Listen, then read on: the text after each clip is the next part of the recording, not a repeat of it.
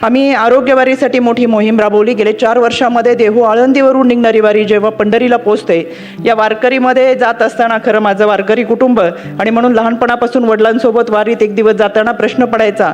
ज्यावेळेस कळत होतं तेव्हाच की वयात येताना आपल्याला मासिक पाळी येते, तशी या महिला भगिनी इतक्या चालतात. आपल्याकडची वारी ही 28-29 दिवस चालते. नाशिकवरून त्र्यंबकवरून निघणारी वारी आपल्या अगोदर 10 दिवस निघते. त्याच पद्धतीने जळगाववरून निघणारी वारी ही त्याहीपेक्षा 5 दिवस अगोदर निघते. म्हणजे जवळजवळ 1.5 महिना या महिला भगिनी वारीत असतात. आणि मग एकदा तरी मासिक पाळीला सामोरं जावं लागतं. त्यावेळेस या महिला भगिनी काय करत असतील, कशा पद्धतीने त्या हे सगळं चेंज करायचं किंवा कुठे वस्त्र वापरायचं आणि त्याच्यासाठीच्या सुविधा कुठं असतील, हा प्रश्न कायम मनामध्ये होता. पण अगदी प्रारब्ध या गोष्टीवर माझा विश्वास आहे. सुदैवाने मला आयोगाचे अध्यक्ष म्हणून काम करायची संधी मिळाली. पहिल्या वर्षापासून आम्ही आरोग्यवारी सुरू केली आणि सांगायला समाधान वाटतं, वारीमध्ये चालणाऱ्या लाखो महिला भगिनींसाठी दर 5 ते 10 किलोमीटरच्या अंतरावरती आपण चेंजिंग रूम असेल, त्याचबरोबर हिरकणी कक्ष असेल, त्यांच्यासाठी मेडिकल स्टाफ असेल, ह्या सगळ्या सुविधा दिल्या.